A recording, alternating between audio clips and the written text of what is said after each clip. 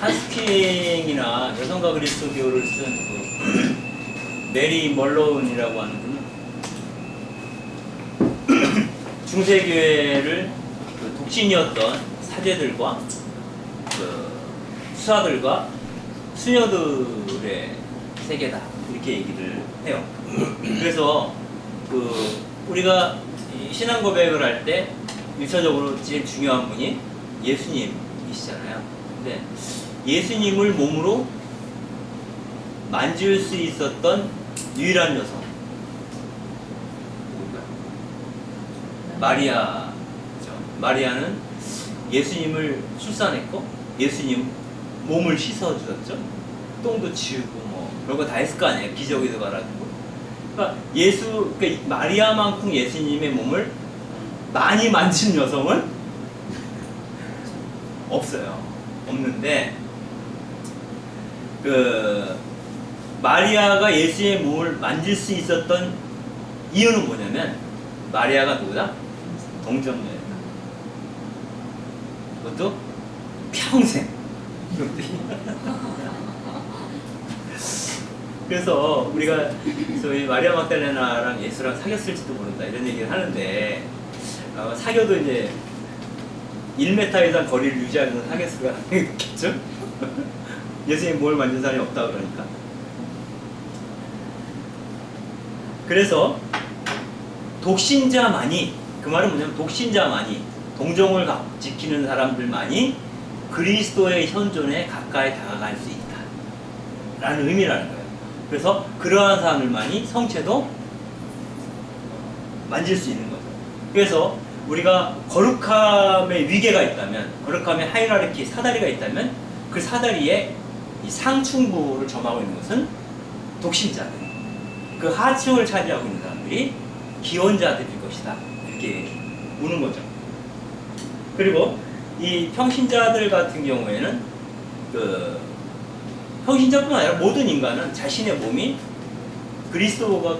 하나님이 머무시는 성전이다 라고 믿었기 때문에 그 몸이 성전인 몸을 정결하게 할 필요가 있다는 거예요. 그래서 출산을 목적으로 하지 않는 경우에는 절대로 잠자리를 같이 하지 않을 뿐만 아니라 서로가 서로의 몸을 만지는 것도 별로 안 좋았겠죠? 네. 아까 그 피임에 대한 얘기는 잠깐 드렸으니까 다시 할 필요는 없고, 그 기본적으로 그 성에 대해서 교회가 이렇게 부정적으로 본 이유는 뭐냐면 몸에 대해서 부정적으로 보기 때문에 육신에 대해서, 그러니까 영혼 중심, 영혼은 이렇게 동동 위로 뜨는 거고 육신은 밑으로 가라앉는 거죠. 그래서 아까 그 아리스토텔레스가 어떤 얘기를 했냐면 남성은 고급스러운 원소로 이루어졌다. 이게 고급한 원소. 이게 뭐냐면은 물이나 바람이에요. 불이나 바람. 불 형체를 알 수 없거나 자유롭게 움직이는 거예요. 불이나 바람 형태의 원소. 그러면 여성은 뭐예요? 여성은 어떤 원소로 이루어졌어요? 물이나 흙이에요. 물이나 흙은 형체를 갖추고 있잖아요. 형체. 그죠? 형체를 갖고 있어요. 형체를 갖추고 있는 게 뭐예요? 육신이죠. 그러면 바람이나 불과 같은 게 뭐예요? 영혼이라고 하는 거예요. 그러면 같이 있어서 이건 고급스러운 원소라고 해요. 이건 저급한 원소라고 얘기해요.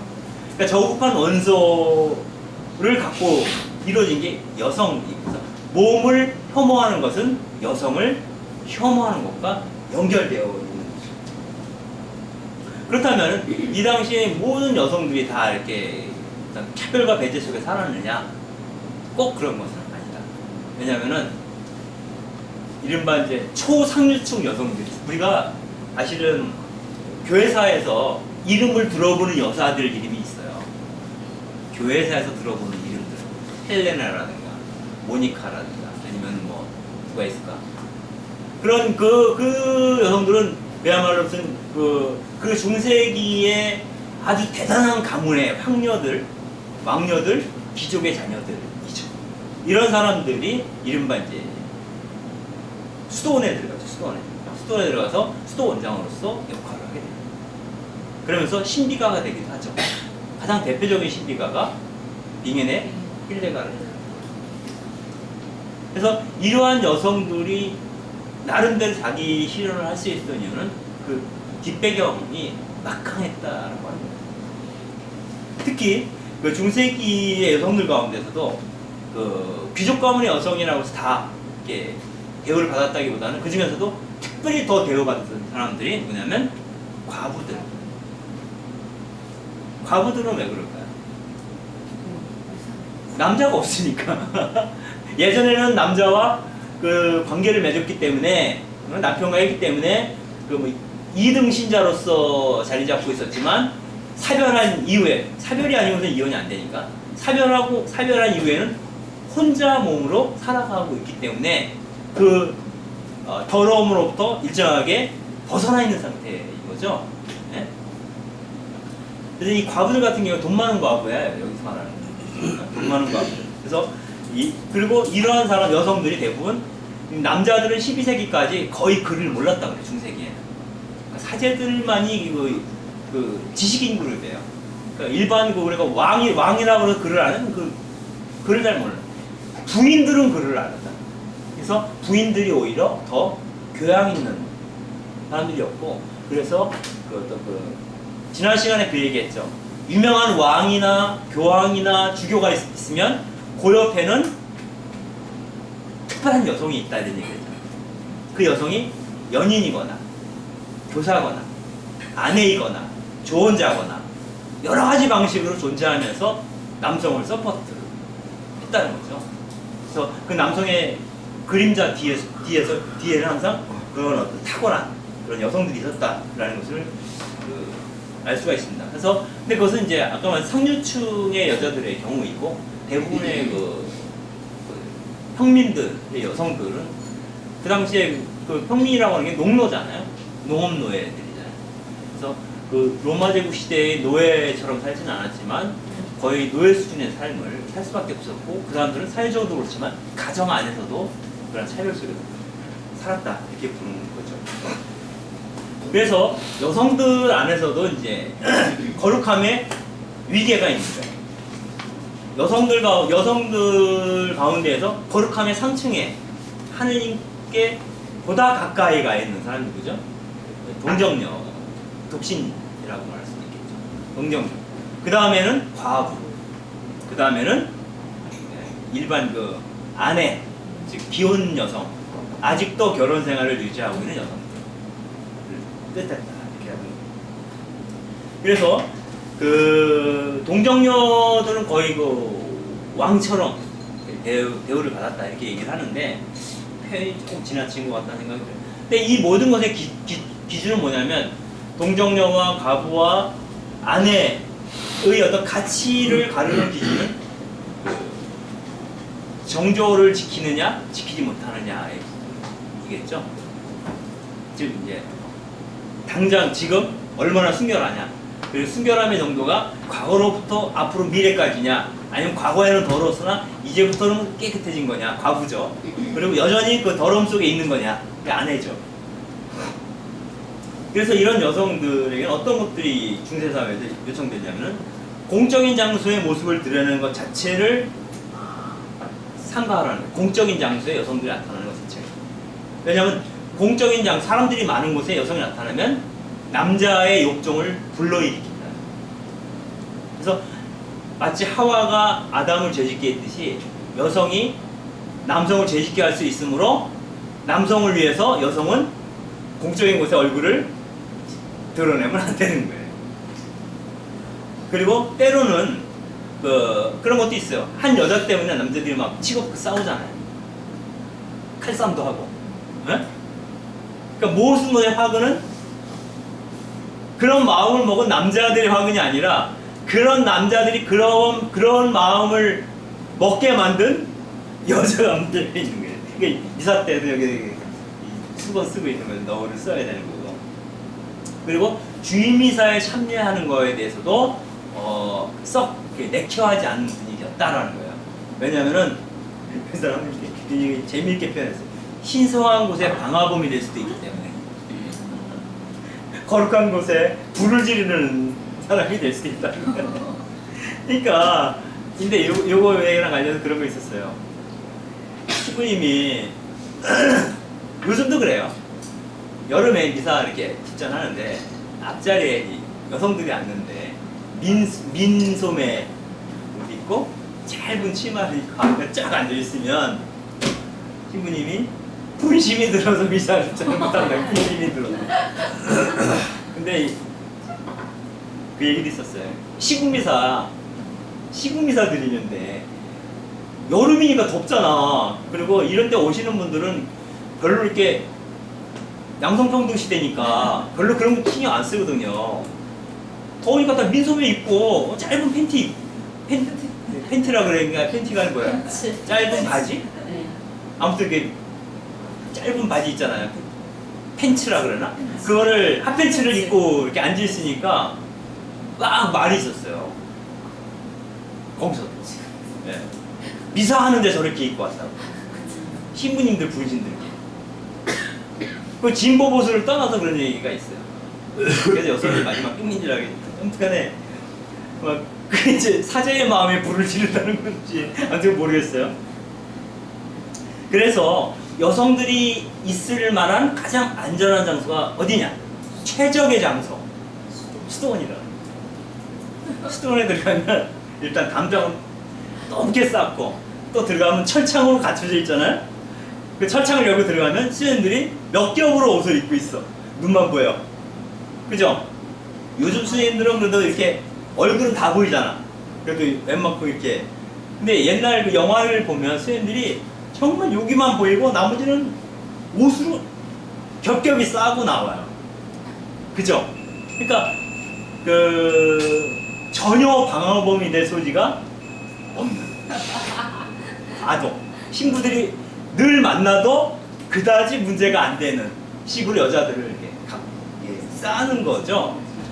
근데 제가 전에 한번 어디야? 터키가 아니라 불가리아인가? 어디 갔는데 거기 산 꼭대기에 수도원이 있어요. 근데 수도원에 갔는데 수녀님인데 눈만 이렇게 나와요. 눈만 까만 수도원 눈만 딱 나오는데 너무 멋있어. 그 무슬림 여성들 보면 차도로 하고 나오면 눈만 보이잖아요. 눈에 싹 겹 나오면은 눈만 보고도 멋있다 이런. 물이 지려져요. 네? 오히려 그런 것도 있어. 근데 어쨌든 수도원에서 이제 수도원들은 이제 아무튼 이렇게 싸우고 있다. 그리고 여성들이 변덕스럽다는 거예요. 네? 변덕스럽다는 얘기를 해요. 그래서 그 여성들이 너무 변덕스럽기 때문에 여성들이 그 변덕스러움을 넘어갈 수 있는 유일한 최선책은 뭐냐면 오빠나 남편이나 주교나 사제나 아무튼 남자들에게 복종하는 거. 그게 가장 좋다. 네? 근데 이 얘기를 그 데아 알베르투스인가 이 학자는 뭐라 하냐면 여자가 변덕스러운 이유는 물이 많아서다. 애기만.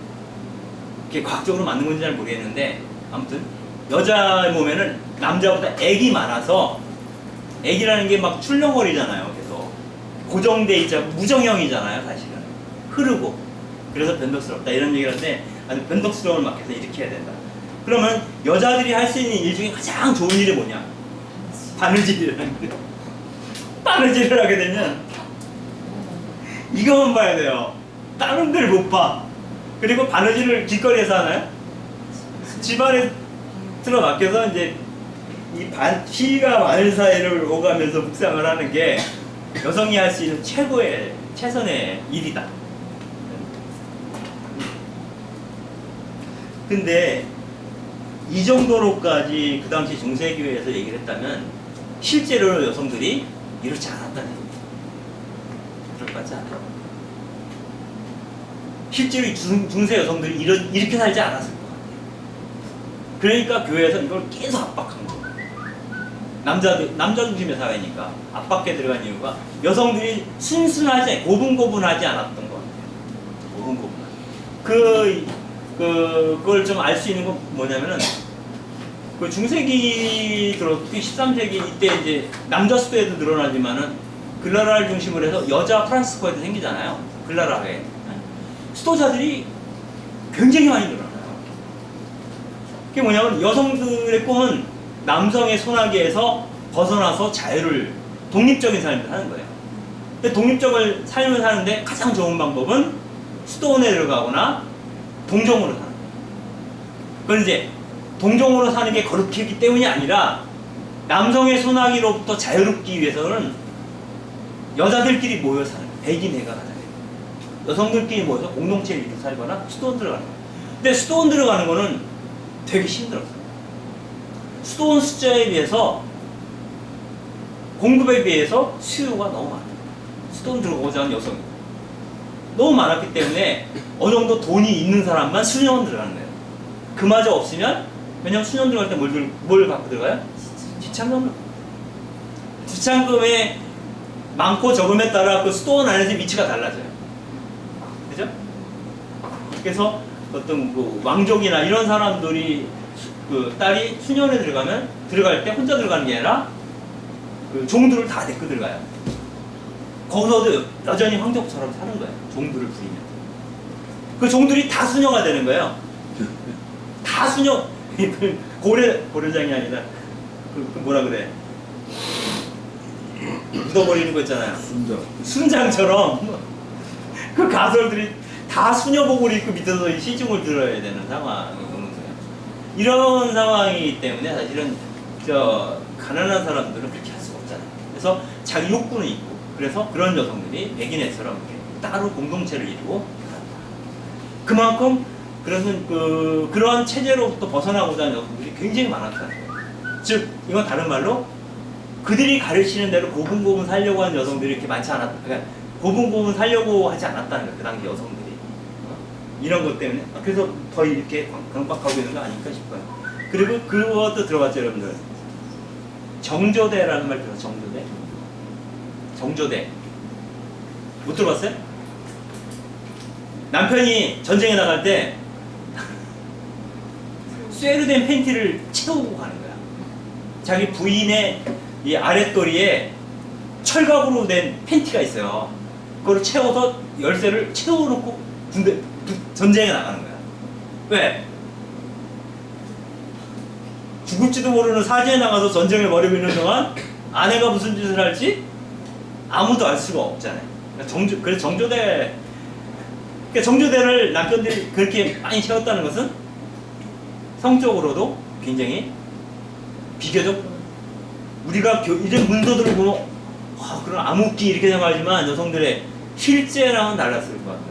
여러분들 옛날 그 당시 얘기를 다루는 사파들이 있어요. 인터넷 막 잘 뒤지면 나와요. 그 사파들 보면 그런 어떤 그 남녀 간의 그런 것들이 굉장히 많아요. 그러니까 그게 많기 때문에 교회에서 더욱더 이런 얘기를, 성차별적인 얘기를 규정을 만들고 강박을 했던 것이 아니냐, 이런 생각을 할 수가 있습니다. 그리고 여자들은 기본적으로 수다쟁이라는 거예요. 여자들이 수다쟁이이기 때문에 여성들에게 가장 큰 덕은 무엇이다? 침묵이라는 거예요. 침묵하는 게 여성들의 가장 큰 덕으로 얘기를 했고, 그 여성들이 수다쟁이라고 하는 얘기는 어디서도 나오냐면은 예수님이 왜 부활하셨을 때 제일 먼저 마리아 막달레나에게 나타났을까? 예수님은 아마도 마리아 막달레나가 예수가 태어났다고, 부활하셨다고 여기저기 소문을 내고 떠들고 다닐 거라고 예측했기 때문에 마리아 막달레나에게 먼저 나타났다는 거예요. 만약에 베드로에게 나타났다면 예수가 부활했는지 몇몇 사람밖에 몰랐을 거라는 거예요. 떠들고 다니질 않으니까, 남자들은 입이 묵직해서. 그런 얘기가 나올 정도. 그래서 그 중세기에는 중세기 여성의 어떤 상황을 알 수 있는 그런 모델, 그 당시에 이제 중세인들이 생각했던 여성의 모델이 누구였는가를 보면 알 수 있다. 첫 번째 모델은 성모 마리아, 두 번째 모델은 마리아 막달레나인데, 성모 마리아는 독신자들과 상관 있는 모델이고, 그 다음에 마리아 막달레나는 일반 기혼자들, 그러니까 부부 생활을 하거나 결혼 생활을 하는 그러한 사람들을 위한 모델이라고 볼 수가 있어요. 그 성모 마리아에 대한 중세 사람들의 생각은 원래 복음서에 나오는 마리아랑은 그다지 상관이 없어요. 상관이 없고, 그 마리아에 대한 이야기는 431년에 그 에페소 공회에서 마리아를 테오토코스, 즉 하느님의 어머니라고 칭한 이후에 그 마리아에 대한 상이 만들어지게 돼요. 그게 뭐냐면 하느님의 어머니, 그러면 이제 우리가 왕이라고 하는 하느님이, 예수님이 벌써 하느님은 예수님을 얘기하는 거잖아요. 예수님의 어머니잖아요. 그러니까 왕의 어머니, 즉 황후로서의 마리아 상이 나와요. 특히 이제 동방정교, 여러분들 그 정치를 가시면은 라틴 쪽에서 보는 성모상하고 동방교회에 가서 보는 성모님의 이코나가 달라요. 동방교회에 가보면 마리아 성모님 얼굴 이렇게 있고, 금박으로다가 양철에 금박을 입힌 양철을 이렇게 해놓고 얼굴만 이렇게 사람 얼굴로 돼 있어요. 가지고 거의 그 신격화되어 있다, 이렇게 볼 수 있어요. 근데 그런 것들이 이제 내려오는 건데, 원래 그 그리스도교가 이제 공인된 것이 콘스탄티노플이잖아요. 즉 동방교회거든요. 동방교회에서 시작된 거예요, 원래 그리스도교는. 그러다가 동로마가 멸망하면서 라틴교회가, 그 라틴교회, 다시 로마를 중심으로 하는 카톨릭, 우리가 지금 말하는 로마 카톨릭이 주류가 됐지만 원래는 동방교회에서부터 시작됐다라고 봐요, 주류는. 그리고 우리가 알고 있는 교부들은 대부분 다 동방교회 사람이에요. 그리스, 터키 이쪽 사람들. 유럽 쪽 사람은 없어요, 거의 교부들 중에는. 그래서 그 황제의 어머니인 황후가 이 세상의 법정을 다스리는 것처럼 하느님의 어머니인 마리아는 천상 법정을 관장하고 다스린다. 그래서 성모님이 홍포를 두르고 머리에 관을 쓰고 나타나는 거죠. 왕보다 더 높으신 분이에요, 어떻게 보면.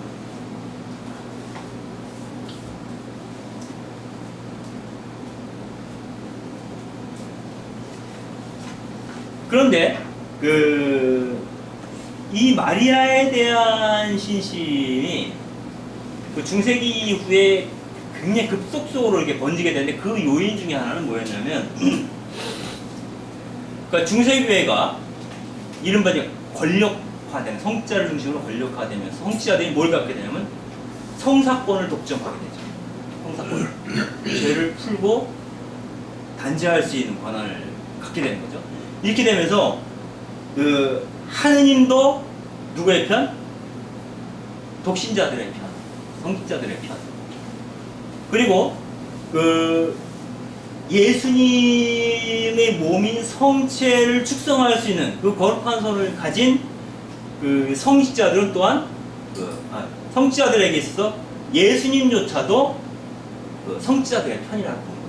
일반 신자들이 봤을 때는 하느님이고 예수님이고 다 성직자들과 더 친한 존재예요.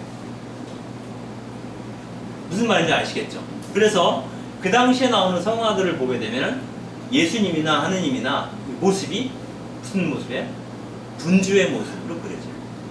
즉 예수님과 하느님이 군주의 모습이라면 그 당시에 군주처럼 교회에서 군림한 존재가 성직자들이었죠. 그래서 그 당시에 평신도들이 마치 교회 안에서 고아처럼 느꼈다고 얘기해요. 고아처럼. 그러니까 예전에는 평신도 사제 이런 구분이 없었어요, 명확하게. 사제들은 교회 직무를 수행하고 있었으나 그래도 우리처럼 결혼해서 처자식 거느리고 같이 섞여 살았으니까. 예? 그러면 이제는 완전히 분리됐기 때문에, 분리된 상태에서 그 하느님과 예수님을, 그리스도를 성자들이 독점하게 되면서 성신도들은 일종의 교회 안에서 고아처럼 하느님으로부터 버림받은 존재처럼 느꼈어요. 그때 이 신자들이 발견한 것이 누구냐면 마리아예요. 근데 마리아는 어떻게 보면 예수님보다 더 힘이 세요. 그 가나의 혼인잔치에서 보면은 마리아가 이제 성모님이 그러잖아요. 그 포도주가 떨어졌으니까 이 물을 포도주로 이렇게 갚으라고 이렇게 얘기하는데 예수님이 아직 제 때가 이르지 않았습니다라고 얘기를 해요. 그럼에도 불구하고 예수님 말을 무시하고 예수님이 아니라고 얘기했는데 무시하고 못 들은 척 하인들한테 빨리 그 동에다가 물 갖다 부어 이렇게 얘기를 하는 거야. 그리고 예수님은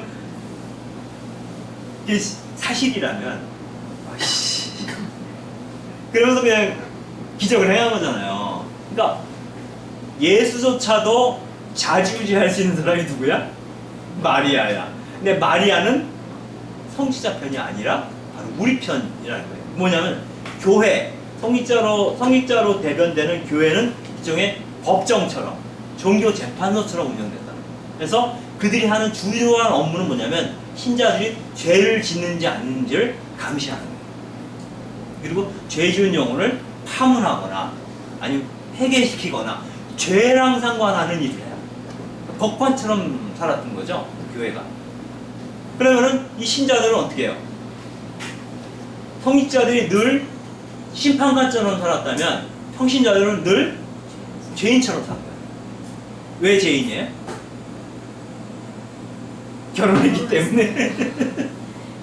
그것만은 아니겠지만 원천적인 죄가 원죄잖아요. 원천적인 죄를 안고 살아가는 존재잖아요. 그리고 그 원죄가 그 성관계를 통해서 유전된다고 얘기했잖아요.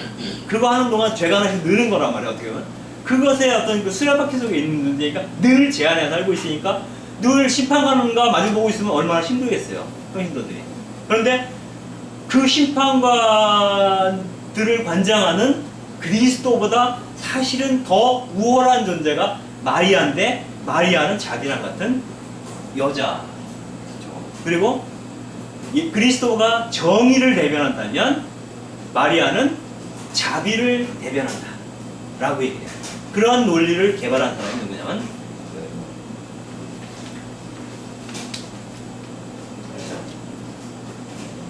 클레르보의 베르나르도 성인이다 라는 거예요. 그 베르나르도 성인은 그 신자들이 그 성장심의 교회가 되면서 하느님부터 멀어져 가는 걸 안타깝게 생각하고 그들을 하느님 곁으로 다시 불러 모으기 위해서는 마리아 신심이 필요하다라고 생각을 했어요. 마리아의 기도를 하라고 얘기하는데 어떻게 얘기하냐면 여러분은 사랑은 폭풍에 휘말리지 않으려면 찬란한 별빛에서 눈을 떼지 마십시오. 유혹의 폭풍이 불어닥치거나 시련이라는 암초에 부딪히면 별을 바라보며 마리아께 기도하십시오. 분노나 탐욕이나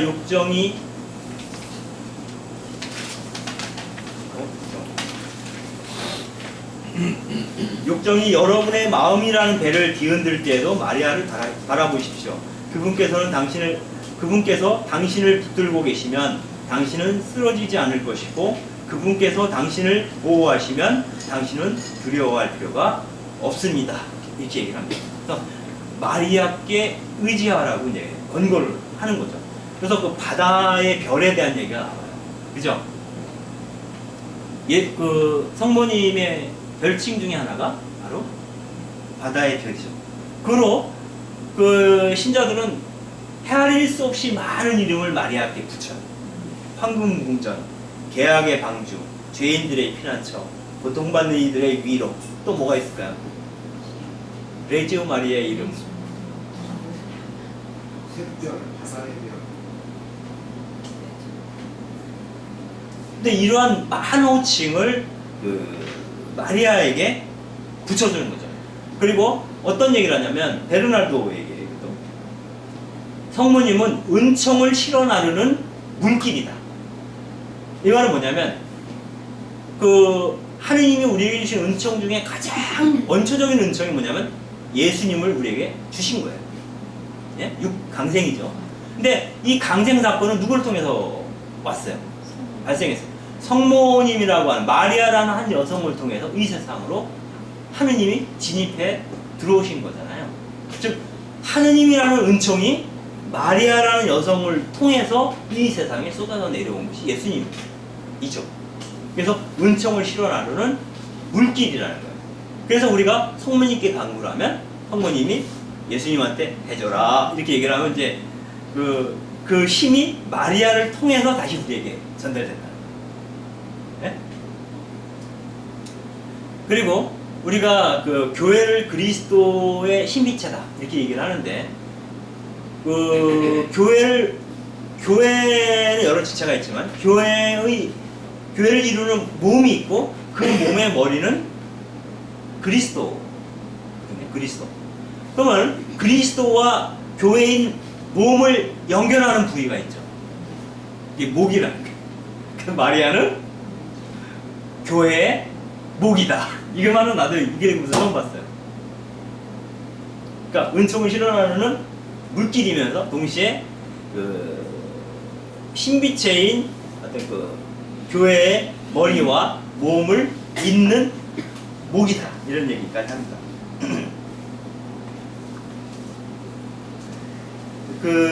요건 제가 인터넷에서도 막 뒤져보고 그랬는데 정확히 확인을 못했어요. 근데 그 책에는 그 살베레지나 성모 찬송을 그 클레르보의 베르나르도가 완성했다라고 얘기를 해요. 그 살베레지나는 다 아시죠? 이건 목주기도 맨 마지막에 이제 하는 건데 여기 보면 하와이 그 자손들이 눈물을 흘리며 부르짖나이다. 슬픔의 골짜기에서 우리의 보호자 성모님 불쌍한 저희를 인자로운 눈으로 부어보소. 오 아름다우신 동정 마리아님. 이렇게 쭉 하는 거죠. 결국 이제 고통받고 있고 슬픔의 골짜기를 건너가는 우리에게 위로가 되시는 분이 바로 마리아라고 하는 거고, 마리아에게 우리가 간구를 함으로써 그 문제들이 해결되리라고 기대하는 거예요. 이것이 이제 성모 찬송, 즉 살베 레지나인데, 그 살베라는 게 이제 찬미합니다. 요즘 말로 뭐 만세 이런 뜻이에요. 그러니까 여왕 만세. 살베 레지나는 번역을 성모 찬송이라고 번역했지만 우리식으로 얘기하면 여왕 만세라는 뜻이에요. 여왕 만세. 마리아님 너무 좋아요 이런 뜻이에요. 그래서 부르는 거예요. 이 성모 찬송이다. 그래서 그 눈물의 골짜기를 걷고 있는 하와이 자손 자녀들이 정말 넋을 놓고 마리아를 향해서 갈 수밖에 없는 상황에 어떻게 보면 떠밀려 난 거예요. 왜냐하면 아까도 말씀드린 예수님이나 하느님은 평신도들이 다가서기에는 너무 먼 당신이었다. 그나마 만만한 게 마리아였고, 그것을 보증해 주신 분이 클레르보의 베르나르도였고. 그래서 근데 그렇게 되니까 그 성모님을 거의 때로는 그리스도보다도 더 흠모하는 거예요. 그러니까 교회에서 어떻게 되겠어요? 긴장하는 거죠. 교리적으로 맞지 않거든요. 그러니까 이제 학자들이 알베르토라든가 이런 중세기 학자들이 개념 정리를 해요. 그래서 하느님께 드리는 것은 라트리아, 즉 흠숭이다. 그리고 성인들께 드리는 것은 두리아, 즉 공경이다. 그런데 흠숭과 공경의 중간 정도 위치에 있는 게 하이포두리아, 즉 상경지례라고 얘기해요. 상경지례. 성인보다는 더 높여서 공경해야 될 존재가 마리아다. 이렇게 구분을 져요. 근데 그렇게 구분 짓는 것은 학문적으로 구분 짓는 거예요. 흠숭지례, 상경지례, 공경지례 이렇게 자기가 존경하는, 공경하는 것에 위계를 이렇게 나눠놨어요. 나눠놨는데 신자들이 그거를 알아들을 수가 없어요. 그리고 별로 알아도 상관이 없어요. 그냥 무조건 성모님 밖에 없어요. 예수님은 이미 내 곁을 떠나간 지 오래됐어. 그래가지고 거의 신격화된 형태, 그리고 이러한 성모 공경이 가장 활성화되었던 것, 그리고 테오토코스라고 하느님의 어머니라고 하는 교리가 확정된 것이 에페소봄이거든요. 근데 에페소에서 그것이 마리아 신심이 크게 번졌다 그래요. 그 이유는 뭐냐? 에페소라고 하는 지역이 전통적으로 모신 신앙이 굉장히 활성화되어 있던 지역이에요. 그러니까 모신 신앙, 어머니 신이죠. 지모신. 그 모신 신앙하고 마리아 신심이 결합돼 버려요. 하늘이 왔어요. 그래서 성모님을 부를 때 중세 기사들이 귀부인에게 바치는 호칭을 성모님께 드립니다. 귀부인들이 낭만주의 문학에서 나오는 거잖아요. 기사들이 이제 공작부인이죠. 귀부인에게 꽃다발도 바치고 사랑을 바치잖아요. 그리워하며. 그러면 그게 가능했던 건 뭐냐면 그 당시의 결혼이라는 것은 다 거의 다 상류층은 정략 결혼이라고 봐야 돼요. 그러니까 그 남자와 연애를 해서 사랑을 해서 결혼하는 게 아니에요. 정략 결혼을 하기 때문에 정치적인 의미의 결혼 생활을 유지하고 실제로 사랑하는 사람은 따로 관리해요. 그리고 그것이 하등 문제가 되지 않아요. 이게 문학적으로도 그렇잖아. 그래서 그 기사들이 이제 그 귀구에 때 바치는 사랑, 어린 칭호를 대중들이 마리아에게 붙여주게 되는데, 우리가 주님을 부를 때 Our Lord라고 불러요. Our Lord. 오, 우리 주님. 그렇듯이 자기가 사람 통모하는 그 여성에게는 Our Lady라고 불러요. Our Lady. 대문자로 쓰죠. 그래서 나의 여주인님 이런 식이 되겠죠. 나의 여주인님. 이게 이제 우리말로 이제 성모님 할 때 그 뜻으로 이제 읽혀진다. 그래서 우리가 성모 마리아께서 이렇게 얘기 안 하고 성모님께서, 영어로는 The Lady 이렇게 얘기한다.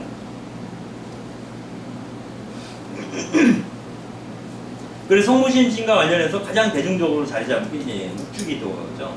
묵주기도는 보통 그 피드 신비가 없을 때는 150번 정도 묵주기도 5단을 하면은 뭔가 맞나?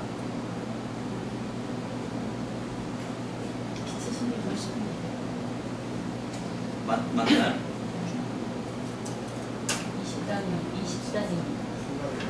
20단이니까. 아, 20단이니까? 20단이니까 성모송을 계속 이제 하게 되는데, 그 10세기경에 성모송의 초기 형태가 만들어졌다고 해요. 그러니까 은총이 가득하신 마리아님 기뻐하소서, 주님께서 함께 계시니, 뭐 이 얘기가 그걸 골자로 해서 만든 게 성모송인데, 그 초기 형태가 10세기경에 만들어졌는데, 이것은 마치 성직자들이 성무일도를 할 때 주로 시편을 읽어요. 성무일도 아시죠? 그 시편을 읽어요. 층계성 같은 거 할 때도 시편을 많이 읽잖아요. 그 시편을 성직자들에게는 시편을 읽는 것이 주였다면, 그 대신에 성신도들은 성모성을 주로 암송하는 것이 이제 관행이 돼버렸다는 거예요. 그 이유로. 그래서 성직자 중심의 교회에서 마리아 신심은 일종의 기적 같은 선물이었다. 그러니까 고아 같던 평신도들에게 선물처럼 다가온 것이 마리아 신심이라는 것은, 마리아 신심은 우리의 속도 대중신심이라고 얘기해요. 그래서 민중의 대중적 신앙 감각에 대한 얘기할 때 마리아 신심 얘기를 많이 하게 되는 것 같고 있어요. 그러나 그 마리아는 그리스도의 동정녀 어머니였고, 그래서 깨끗하고 순결하며 자비롭고 여왕다운 면모를 지닌, 그리고 무엇보다 죄에 물들지 않은 이상적인 여인의 모델이었다, 마리아가. 그런데 교회가 마리아에게 이런 엄청난 명예를 갖다 주었다 해도 실제로 필요한 것은 마리아 막달레나다. 그러니까 이건 성직자들이 기대하는 거예요. 어떻게 보면 성직자들이 볼 때는 마리아 신심보다 더 중요한 것은, 대중들에게 필요한 것은 마리아 막달레나라는 여성이었다. 근데 여기서 말하는 마리아 막달레나는, 교회에서 얘기하는 마리아 막달레나는 변조된, 재창조된 마리아 막달레나, 원래 마리아 막달레나.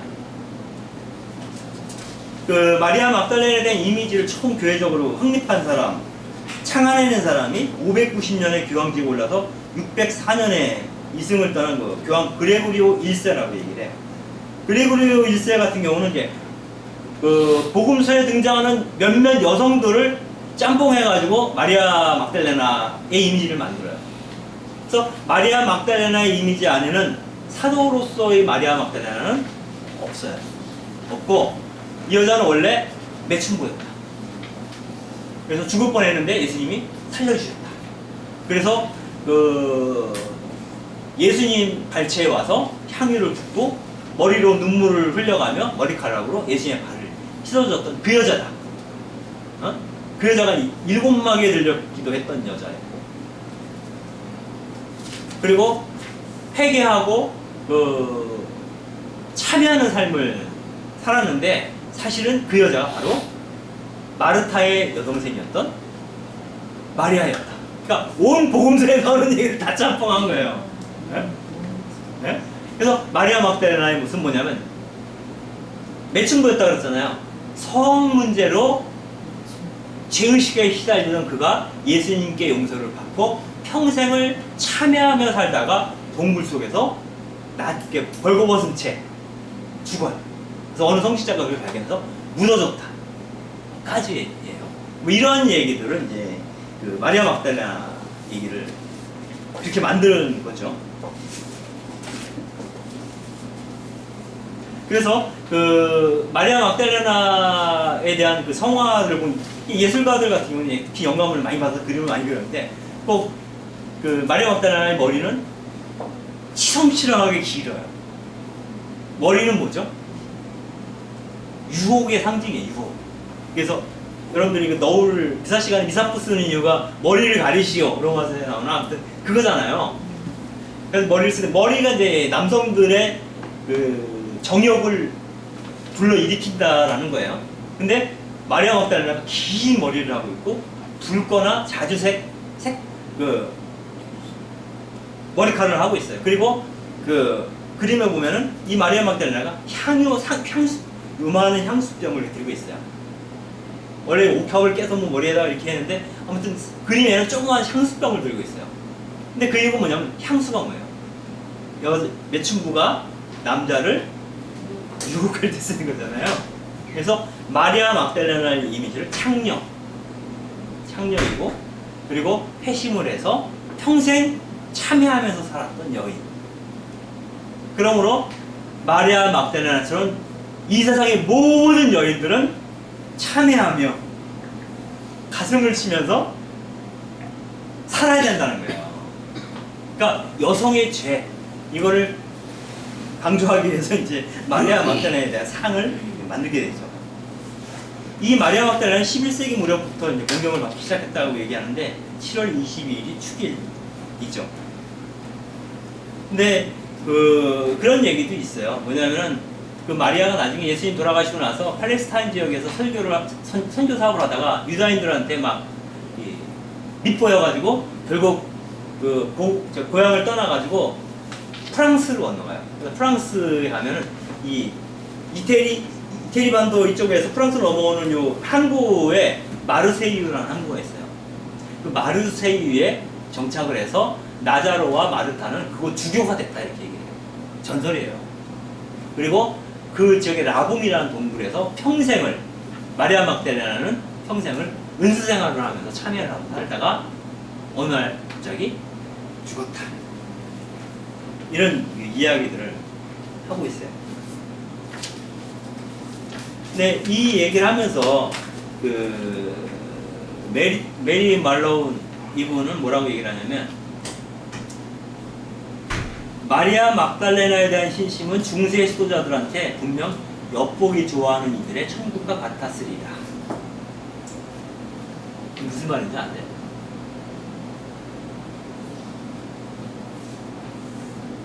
그러니까 그거 어떻게 생각하잖아. 네, 지도자들이 이제 독신 생활하고 이렇게 하는데 마리아를 생각하면 전혀 이상한 느낌이 없어요. 근데 막달레나를 생각하면 이상한 느낌이 생기겠죠. 네? 그러니까 일종의 그 미묘한 감정, 미묘한 어떤 그런 거 있잖아요. 예를 들어서 이제 아주 엄숙한 신부님이 빨강색 속옷을 입고 다니는 느낌? 무슨 말인지 모르겠어요. 겉으로는 안 보이지. 잠잘 때는 빨강색 속옷을 입고 자는 신부님 생각 한번 해보세요. 그런 느낌. 왜냐면 그 독신 생활에 주는 엄격함이 주는 또 다른 그림자들이 엿보기 좋아하는 일종의 그 관음증에 해당되는 그런 성인 형녀가 아니었을까 이런 얘기도 하는데 그런 느낌 동정 마리아에게서는 도저히 느낄 수 없는 그런 거다. 그래서 동정 마리아는 보통의 여자들의 상황을 반영하고 있지 않다. 다만 마리아 막달레나만이 그들의 상황을 보여준다는 거죠. 그래서 그들이 뭔가 배울 수 있게 되죠. 아, 나는 죄가 많아. 회심해야 돼. 라고 배울 수 있게 해주는 거예요. 그래서 사실 그 마리아 막달레나는 그런 의미에서는 모든 여인을 대표한다고 볼 수 있고, 특히 모든 결혼한 여성을 대표한다고 볼 수 있어요. 근데 마리아 막달레나는 결혼했다는 얘기가 없어요. 근데 결혼을 하고 안 하고는 사실은 중요하지 않아요. 뭐가 더 중요해요? 그걸 하느냐 안 하느냐가 중요해요. 왜냐하면 죄가 그것으로부터 오기 때문에. 그래서 독신 생활을 하는 사람들, 그 죄를 차단하는 사람들, 차단했기 때문에 그들을 우리는 거룩함에 가까이 있다라고 존경하고 그러는 거죠. 그래서 이제 그 사제 중심의 교회에 대해서 우리가 거기서 문제 얘기를 할 수 없는 거예요. 논리적으로 그들만이 죄 바깥에 있기 때문에 우리 모두는 죄 안에 있어요. 그런데 독신자인 그들만이 그 죄에 건너에 있어요. 그죠? 마치 평신도들은 제대 앞쪽에 있지만 사제들만이 제대 안쪽에 들어갈 수 있도록 합니다.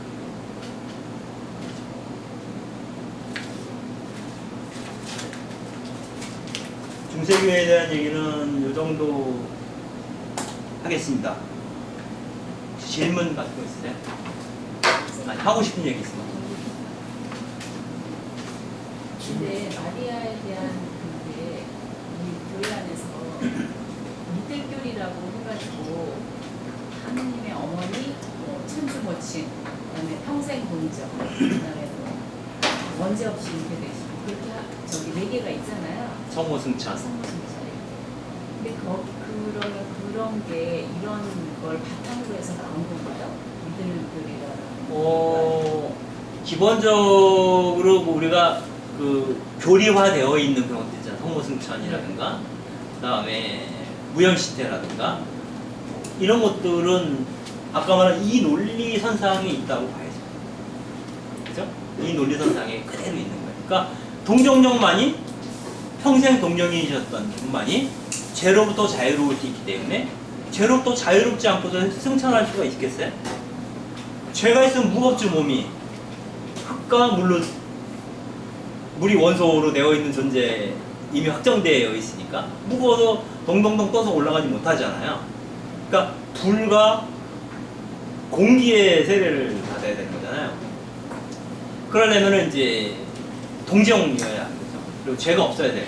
마리아는 죄가 없고 동정이었기 때문에 승천이 가능했겠죠. 그리고 그 근거에 해당되는 것들이 바로 그 먼저 등대신 마리아, 무형시태. 그러니까 이게 그 동정녀 마리아론의 연장선에서 다 나와 있는 거예요. 근데 그 미들교리를 이제 그때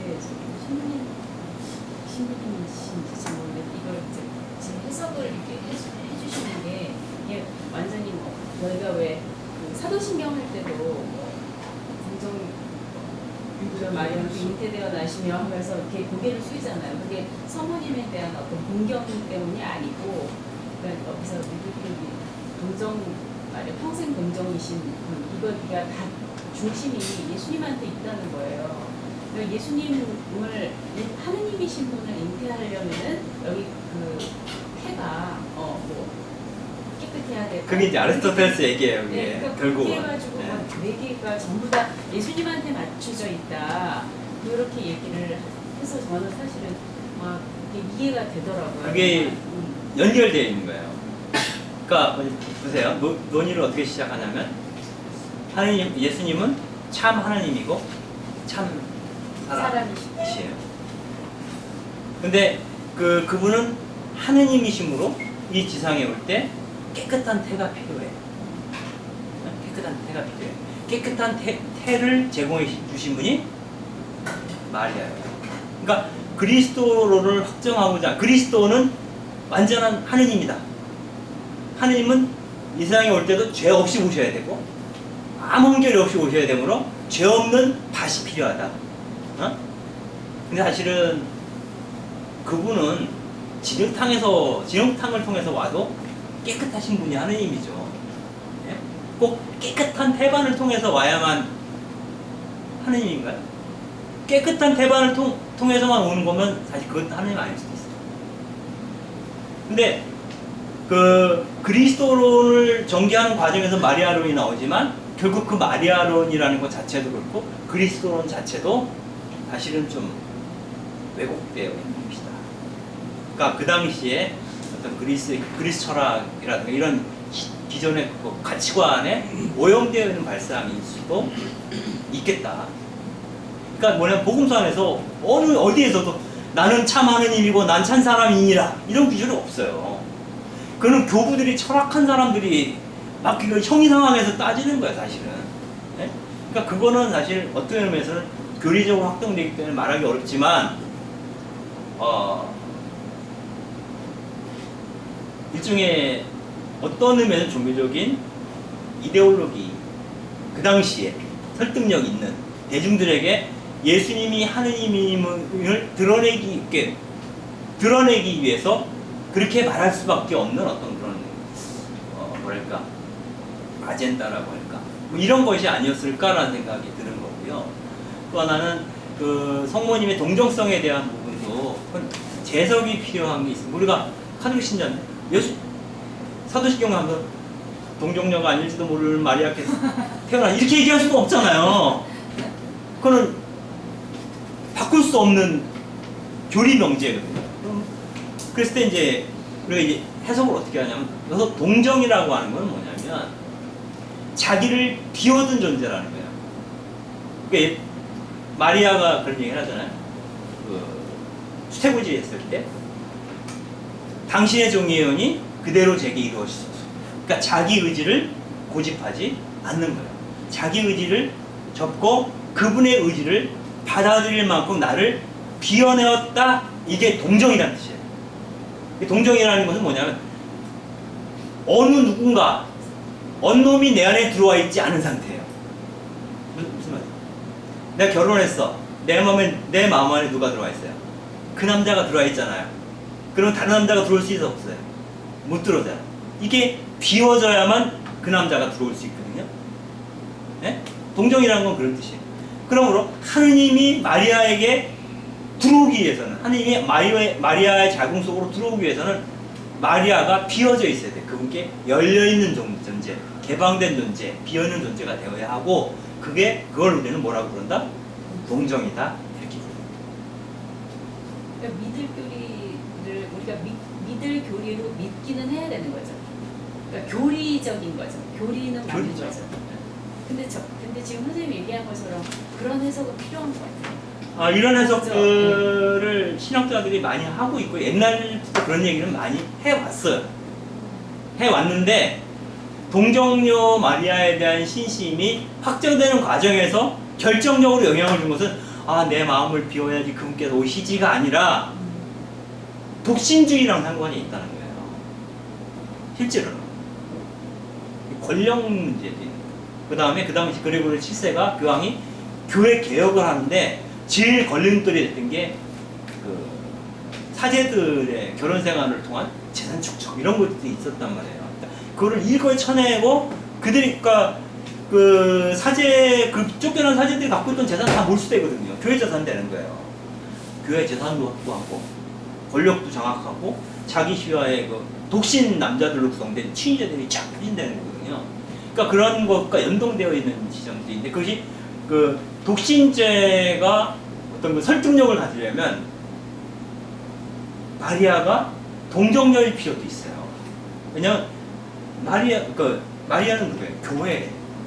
교회 어머니 마리아라는데 그 마리아랑 교회는 거의 일체 같은. 왜냐면 믿는 이들의 모델이죠. 사실은 교회에서 얘기할 때 마리아는 믿는 이들의 모델인데 그 믿는 이들이 모여 있는 곳이 바로 교회.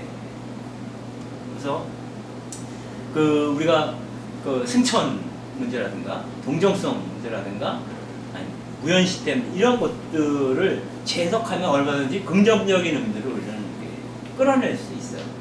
근데 지금 이 자리에서는 역사 사회적 측면에서 이제 이런 것들이 왜 나오게 되었는가에 대한 배경 지식에 대한 거고, 그 아까 말씀하신 그런 것들 다시 논의되는.